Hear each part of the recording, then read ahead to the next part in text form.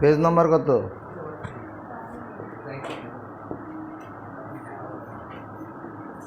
Class 10 page number 232, question number 8। কি বলেছে? 5 semi বাহু বিশিষ্ট সমবাহু ত্রিভুজাকার। তাহলে একটা 5 সেমি রেখাংশ নিয়ে নেওয়া যাক। এরকম একটা 5 সেমি খাতার মাঝখানটা করে নেবে, যাতে উপরে নিচে ডান দিকে বাঁ দিকে সব দিকে জায়গা থাকে।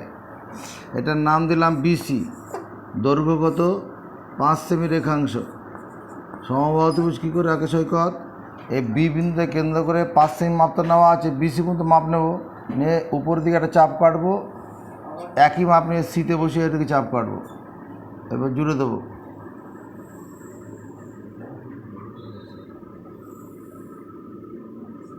তাহলে 5 সেমি বাহু বিশিষ্ট একটা সমবাহু ত্রিভুজ, সমবাহু ত্রিভুজ হলো 5 সেমি বাহু যুক্ত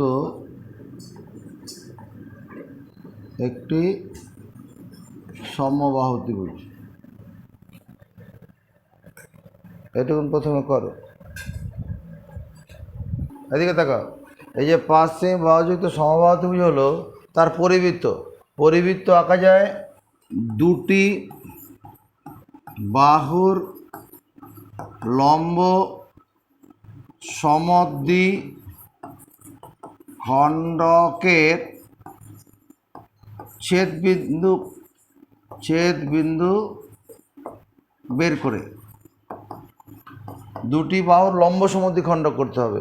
মনে করো এই যে বিসি যে বাহুটা আছে, এই বাহুর বিতে কম্পাস বসাও, বিসির অর্ধেক বেশি মাপ নিয়ে নিচের দিকে চাপ কাটবো, একই মাপ নিয়ে সিতে বসে নিচের দিকে চাপ কাটবো। ব্যাসার্ধটা বড় করব, বিতে বসে নিচের দিকে চাপ কাটবো, একই মাপ নিয়ে সিতে বসে, ভিতর দিয়ে করতে যাবি না। এবার এই দুটোকে একসঙ্গে নিয়ে এইরকম লম্ব সমদ্বিখণ্ডক করে ফেলবো। এই লম্ব সমদ্বিখণ্ডক উপর দিকে বাড়ালে পরে এই বিন্দু বরাবর চলে যাবে। বিতে কম্পাস বসালাম, বিসি এর অর্ধেকে বসে মাপ নিচের দিকে চাপ কাটলাম, উপরে কাটলেও হতো, উপরে জটিল হয়ে যাবে। নিচের দিকে চাপ কাটলাম, একই মাপ নিয়ে সিতে বসে আবার চাপ কাটলাম, ব্যাসার্ধটা বড় করলাম, বিতে বসে চাপ কাটলাম, সেই মাপ নিয়ে আবার সিতে বসে চাপ কাটলাম। মানে একদিকে ডবল চাপ, সমান চিহ্নের দুদিকে, মানে এ বিসি রেখাংশে দুদিকে চাপ কাটলে হতো, কিন্তু এখানে করলে ভিতরে জটিল হয়ে যাবে। বিসি বাহুর লম্ব সমদ্বিখণ্ডক হলো। এবার এবি বাহুর, এতে বিতে বসে এবি এর অর্ধেকের বেশি মাপ নিয়ে চাপ কাটি, একই মাপ নিয়ে দিকে চাপ কাটি, ব্যাসার্ধটা বড় করে নিয়ে চাপ কাটি, এদিকে আবার চাপ কাটি।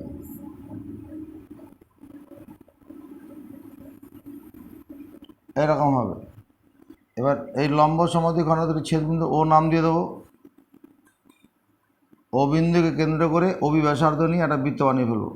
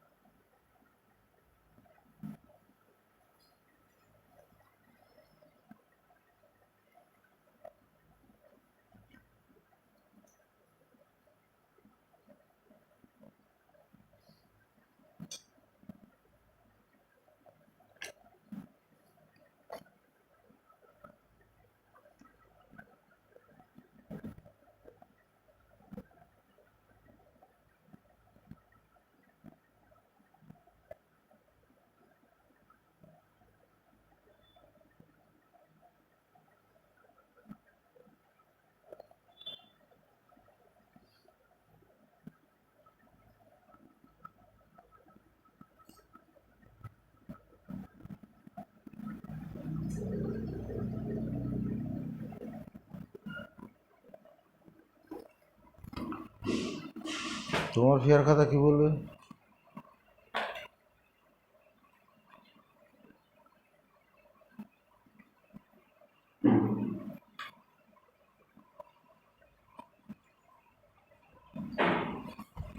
ঋদ্ধিমানের ফেয়ার খাতা কে দেবে?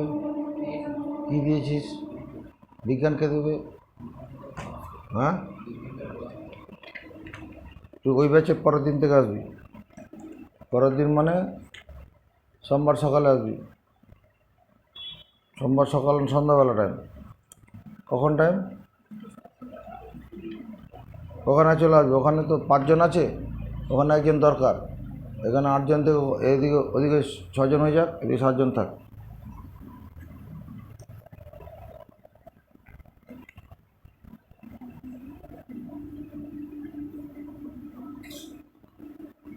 ওখানে থাকলে পরে না কাজ করলেও হবে।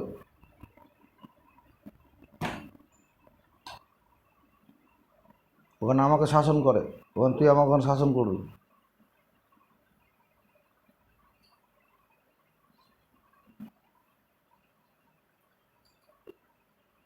আরে বৃত্তটা বানাও, ঘুমা দাও পুরো। হ্যাঁ, হয়েছে তো, হয়নি? তাহলে আবার কি? এবার কোশ্চেন কি বলেছে পড়ো।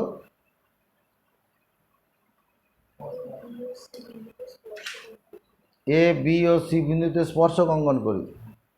তো টেনশন কোথায়? স্পর্শক কী করে আঁকা যাবে? স্পর্শক হচ্ছে এমন একটা সরলরেখা হবে যা বৃত্তের ব্যাসার্ধের সঙ্গে স্পর্শবিন্দুকে ব্যাসার্ধের সঙ্গে 90 ডিগ্রি কোণ করবে। স্পর্শক এমন সরলরেখা হবে যা স্পর্শবিন্দুকে ব্যাসার্ধের সঙ্গে কি হবে? জোরে বল। কার সাথে? কে? সৈকত কৌস্তব? তাহলে ঋদ্ধিমান সৈকত। শুনে নে ওইদিকে কি বলছে, কি নাম ওর, দিব্যেন্দু কি বলছে।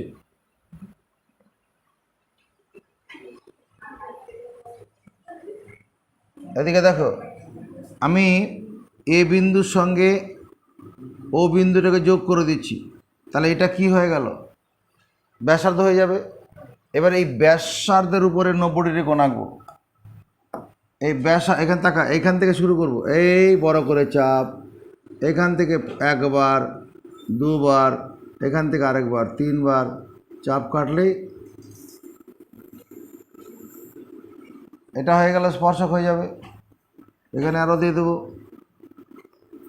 আবার বি বিন্দুতে এদিকে তাকা, বিতে চাপ, বিতে 90 ডিগ্রি কোণ আঁকছি, মানে ব্যাসার্ধ বানিয়ে নিলাম। ও বিটা ব্যাসার্ধ করলাম। এবার বিতে এখান থেকে বি বিন্দু কেন্দ্র করে এরকম বড় করে চাপ, এখান থেকে একবার, এখানে আরেকবার, এখান থেকে আরেকবার দেবো টেনে। এটা আরেকটু সরতে এদিকে। আবার ওসি যোগ করলাম, সিতে বসিয়ে চাপ চাপ চাপ চাপ দে। এই তো বলেছে স্পর্শক আঁকতে। বলো ঋদ্ধিমান, বুঝতে পারিনি তো করে ফেল।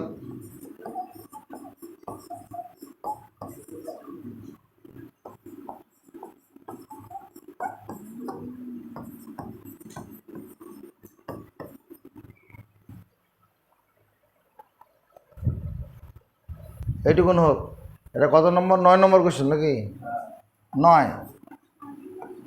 কি বলছে? 5 সেমি বাহুযুক্ত সমবাহু ত্রিভুজ বিসি আঁকি। এটাকে বিসি না দিলাম, এর দৈর্ঘ্যগত 5 সেমি। এই সৈকত সমবাহু ত্রিভুজ কী করে বানাবো? বি বিন্দুকে কেন্দ্র করে বিসি পর্যন্ত মাপ নিলাম, নিয়ে উপরে চাপ, একই মাপ নিয়ে সিতে বসে উপরে চাপ। এটাই তো হবে।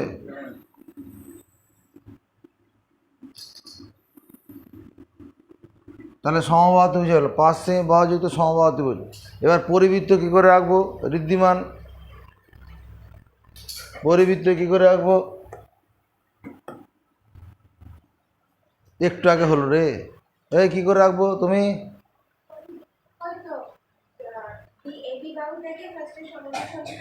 দুটোই বাহুর লম্ব সমদ্বিখণ্ডকে ছেদবিন্দু বার করব। কি করব? কি করে করব? প্রথমে বি বিন্দুতে কম্পাস বসিয়ে বিসি এর অর্ধেকের বেশি মাপ নিয়ে নিচের দিকে একটা চাপ কাটবো।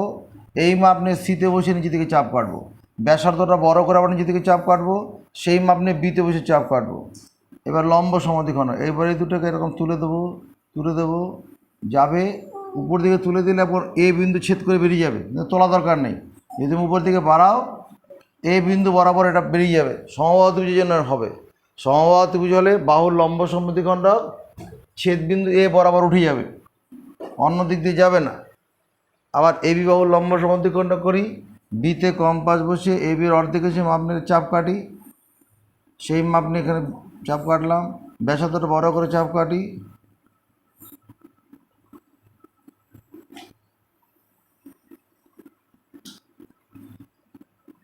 দুটো বাহুর লম্ব সমদ্বিখণ্ডক হলো।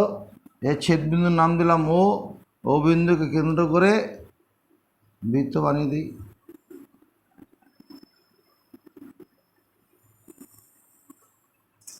তোমার কোথায় অসুবিধা হচ্ছে? যোগ করবো আগে আগে ও কমা এ যোগ করব, তবে আগে ব্যাসার্ধ তৈরি হবে। আর এই ব্যাসার্ধের উপরে 90 ডিগ্রি কোণ আঁকতে হয়। কী করতে হয়? ব্যাসার্ধের উপরে। এবার এখানে এ বিন্দুতে বসিয়ে এবারে 90 ডিগ্রি কোণ, একবার, দুবার, তিনবার।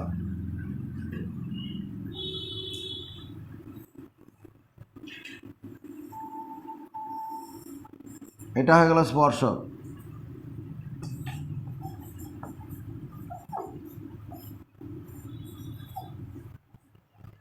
আর কি বলেছে?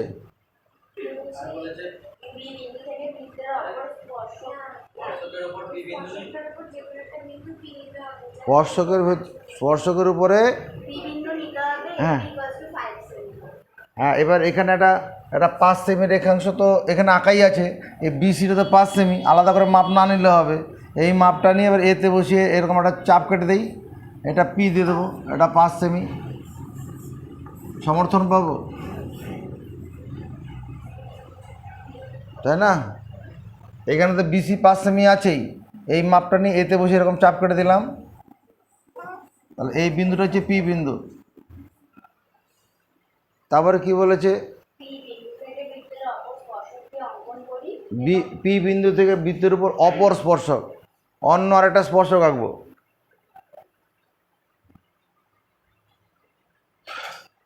বৃত্তের বহিস্থ কোনো বিন্দু থেকে বৃত্তের উপর অঙ্কিত স্পর্শক দুটির দৈর্ঘ্য কী হয়? সমান হয়। বৃত্তের উপর বহিস্থ কোনো বিন্দু থেকে বৃত্তের উপর যে দুটি স্পর্শক টানা যায় তারা পরস্পর সমান হয়। তাহলে একটা কাজ করতে পারি, আমি যদি এই পি বিন্দুকে কেন্দ্র করে এই পি এর মাপ নিয়ে যদি চাপ কাটি, এখানে সি পর্যন্ত চলে আসবে, তাহলে স্পর্শক হয়ে যাবে। মানে তুই এই 5 সেমি মাপ নিবি তো, নিয়ে এরকম চাপ কাটি, দেখ এখানে হবে, এরকম যোগ করলে অপর স্পর্শক হয়ে যাবে।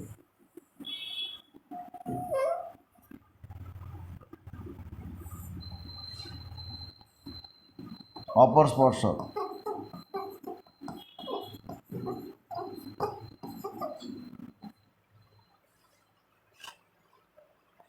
বৃত্তের বহিস্থ কোনো বিন্দু থেকে বৃত্তের উপর যে দুটি স্পর্শ টানা যায় তাদের স্পর্শ বিন্দু থেকে বহিস্থ বিন্দু দূরত্ব সমান। দেখো আমি একটা, দেখো 4, 4 এবং 9 এর মধ্য সমানুপাতিক, মধ্য সমানুপাতিক হলো কত হবে? √4 গুণন 9 সমান 2 গুণন 3 সমান 6। তাহলে 4 আর 9 এর মধ্য সমানুপাতিক কত? 6 হচ্ছে। 9 এবং 4 এর মধ্য সমানুপাতিক কত হবে? 4 এবং 9-এর যেটা হলো, 9 এবং 4 আলাদা হবে, তাহলে কি হবে? √9 × 4 সমান 3 গুণন 2 মানে 6ই হবে। এবার যদি এখানে 9 সেমি এবং 4 সেমি থাকতো, ঋদ্ধিমান বোর্ডের দিকে নজর রাখো, 9 সেমি 4 সেমি এর মধ্য সমানুপাতিক, √9 সেমি × 4 সেমি, 9-এর বর্গমূল 3, 4-এর বর্গমূল 2, দুটো সেমি থেকে একটা সেমি, তার মানে আসলে কি দাঁড়াচ্ছে বলো? 6 সেন্টিমিটার। 9 সেমি 4 সেমি মধ্য সমানুপাতিক 6 সেন্টিমিটার। এটাই আমাদের আজকের আকর্ষণ, কি দুটো রেখাংশের মাপ দেওয়া থাকবে, তার মধ্য সমানুপাতি অঙ্কন করো। দুটো রেখাংশের মাপ দেওয়া থাকবে, তার মধ্য সমানুপাতি অঙ্কন করো। তো তুমি এই লেখাটুকু নাকি খাতায় তুলে নাও।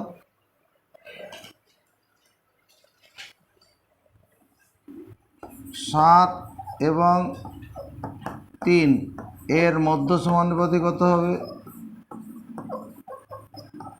সমানুপাতি। এ অর্পণ 7 এবং 3 মধ্য সমানুপাতি, √7 গুণন 3 সমান √21। এটা তো আর মান বের করা যাবে না, কিন্তু সম্পাদ্য করে দেওয়া যাবে। কোশ্চেন হচ্ছে, দুটি নির্দিষ্ট দৈর্ঘ্যের সরল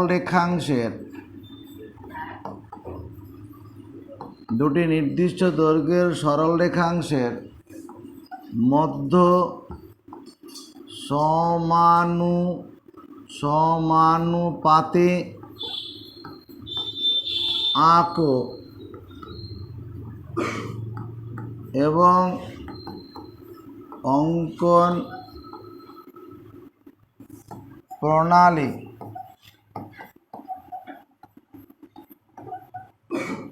লেখো। দুটি নির্দিষ্ট দৈর্ঘ্যের সরল রেখাংশের মধ্য সমানুপাতি আঁকো এবং অঙ্কন প্রণালী লেখো। কি করব?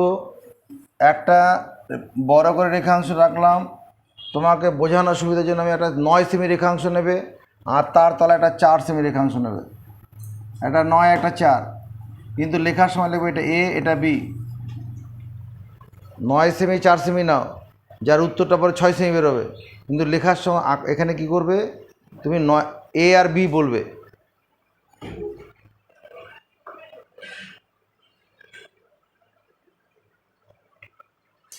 এবার নিচের দিকে কিছুটা এসে একটা বড় করে লাইন টান। কতটা বড়? এই এ আর বি যোগ করলে যত বড় হয়, মানে 9 আর 4 যোগ করলে 13, 13 থেকে যেন বড় হয়, 13 সেমি থেকে বড় হয়। নিচে কল্পনা,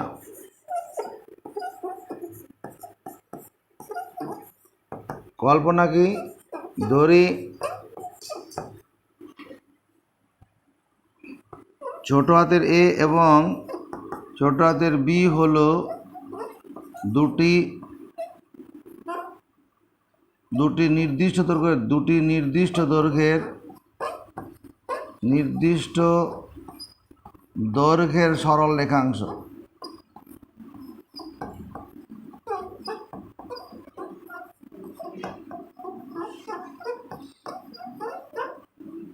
ধরি স্মল এস এবং স্মল বি হলো দুটি নির্দিষ্ট দৈর্ঘ্যের সরল রেখাংশ।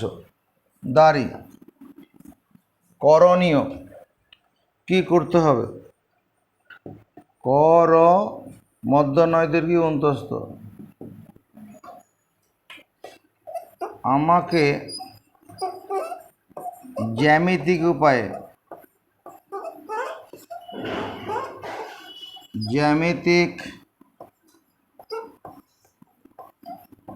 উপায়ে এ ও বি সরল রেখাংশ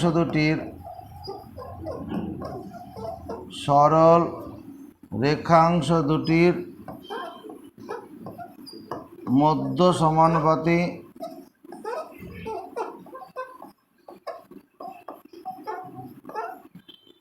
কি করতে হবে? অঙ্কন করতে হবে।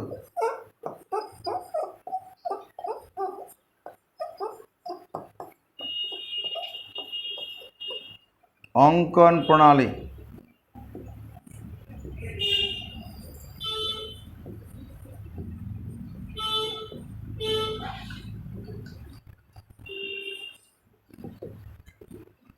অঙ্কন প্রণালী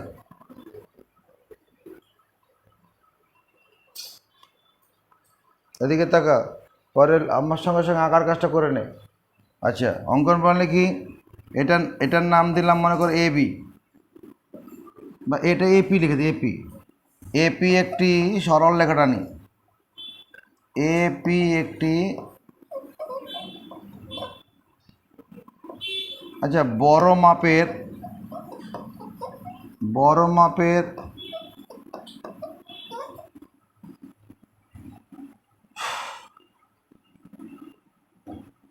হ্যাঁ এপি একটি বড় মাপের সরল রেখাংশ লিখতাম। এপি একটি সরল রেখা টানি, সরল রেখা টানি, সরল রেখা টানি, যতটা দরকার পড়ো বাড়িয়ে নেওয়া যাবে। এপি একটি সরল রেখা টানি। এবার কি করব, এ বিন্দুকে কেন্দ্র করে, বড় হাতের এ বিন্দুকে কেন্দ্র করে, এ বিন্দুকে কেন্দ্র করে এ রেখাংশের সমান ব্যাসার্ধ নিয়ে, এ রেখাংশের সমান ব্যাসার্ধ নিয়ে কী করব, এপি না এবি কাটলাম, এবি কেটে নেই, এবি কেটে লই। তাকা কি বললাম, এটা এপি একটি সরলরেখা টানি, দাঁড়ি এ বিন্দুকে কেন্দ্র, এটাতে এ বিন্দুকে কেন্দ্র করে এ রেখাংশের সমান ব্যাসার্ধ নিয়ে এ থেকে এবি কেটে লই। এটাই তো বলেছি, হ্যাঁ করো। এদিকে তাকাও। এবার বি রেখাংশের সমান ব্যাসার্ধ নিয়ে, রেখাংশের সমান ব্যাসার্ধ নিয়ে বিপি থেকে বিসি দৈর্ঘ্য কেটে লই। এটা বিসি দৈর্ঘ্য কেটে লই।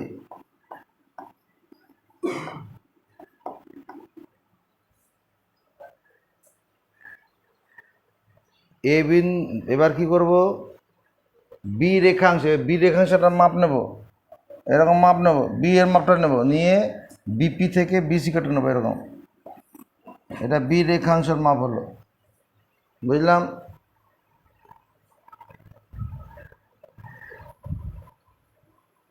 এরপরে এইখানটা লিখছি,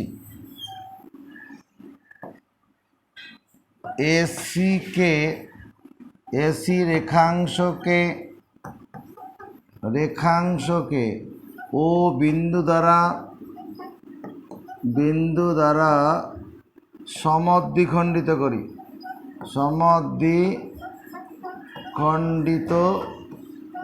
করি। পারবো না করতে? এ থেকে তাকা, এ থেকে সি পর্যন্ত এইটুকুন রেখাংশকে সমদ্বিখণ্ডিত করব। তার মানে কি, সমান দুটি খণ্ডে ভাগ করব। কি করে যেন করতে হয় ঋদ্ধিমান,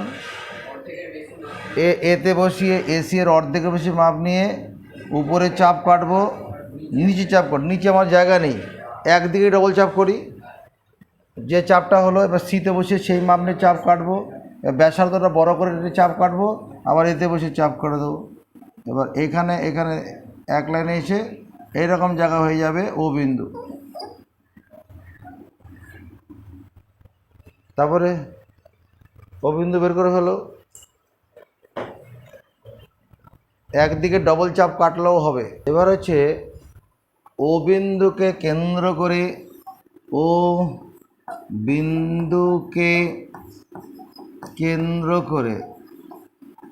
ও এ ব্যাসার্ধ নিয়ে কি করি, একটি অর্ধবৃত্ত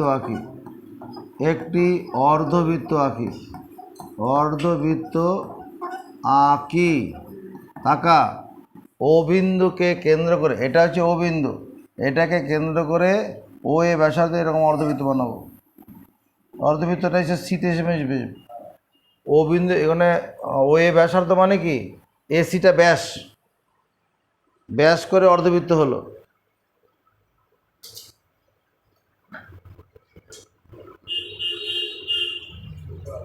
কম্পাস দিয়ে অর্ধবৃত্ত বানাও। এবার বি বিন্দুতে একটি লম্ব টানি। লম্ব বি বি বিটি করে দে, বা বিডি লম্ব টানি, বিডি এক লম্ব বিডি টানি।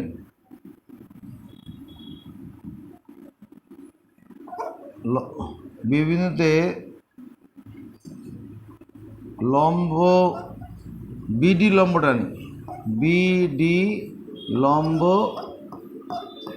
টানি। ধরি লম্বটি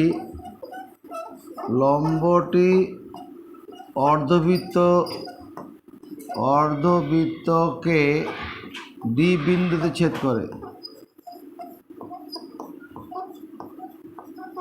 এদিকে তাকা। এবার এই ডি বিন্দুতে লম্ব আঁকতে বলে, লম্ব আঁকতে করে বিতে কম্পাস বসে এরকম একটা চাপ কাটবো। এখান থেকে বসি একবার, দুবার, এখান থেকে তিনবার, এরকম লম্ব। এই যে লম্ব বিডি, ডি এখানে দিলে হবে না, এটা আটটু তুলে দিয়ে এইরকম জায়গায় ডি বিন্দুটা হবে। এটাই তো লিখলাম নাকি? এবারে বিডি লম্বটা মেপে দেখো, বিডি সমান কত হয়েছে। তুমি স্কেল দিয়ে মেপে দেখবে 6 সেমি হবে। বিডিটা কত হবে? 6 সেমি। তুমি 9 আর 4 মাপ নিয়েছো তো, 6 সেমি হয়ে যাবে। কিন্তু এখানে 6 সেমি উল্লেখ করব না। কি করব না? এই 6 সেমিটা উল্লেখ করব না। আমার তো নির্দিষ্ট মাপ বলেনি তো। এখানে বিডি রেখাংশটি হলো, বিডি রেখাংশটি হলো, বা বিডি রেখাংশটির দৈর্ঘ্যই হলো, বিডি রেখাংশটির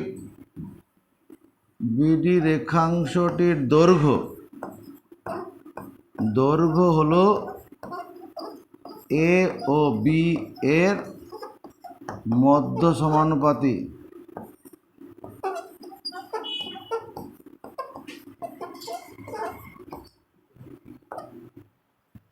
বিডি রেখাংশের দৈর্ঘ্যটা হচ্ছে এ বি এর মধ্য সমানুপাতি। ঠিক নেই? যেমন ধরো √18 মধ্য সমানুপাতি করব। 18কে কী করবো? √6 × 3 করবো। এখানে তুমি এখানে 6 সেমি আর 3 সেমির মাপ নিয়ে করবে। এইটা √18কে এরকমভাবে করলেও হবে, 9 × 2, 9 × 2। কিন্তু এখানে মাপগুলো কী হবে?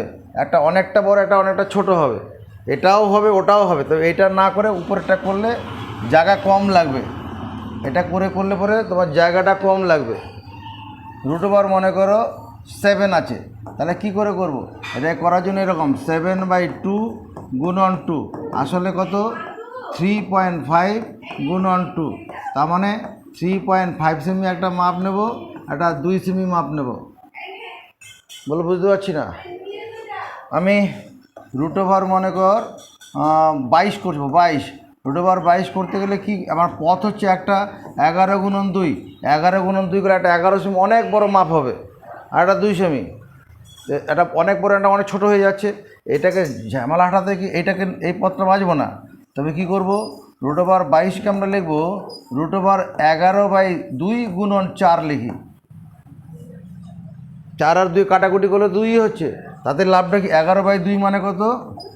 5.5 × 4। তাতে আমার কি হবে? মাপগুলো ছোট ছোট হবে, আমার ক্যালকুলেশনের সুবিধা হয়ে যাবে। হ্যাঁ, √, মনে করো আমার কত? 31 আছে। 31 ভাঙবো কত?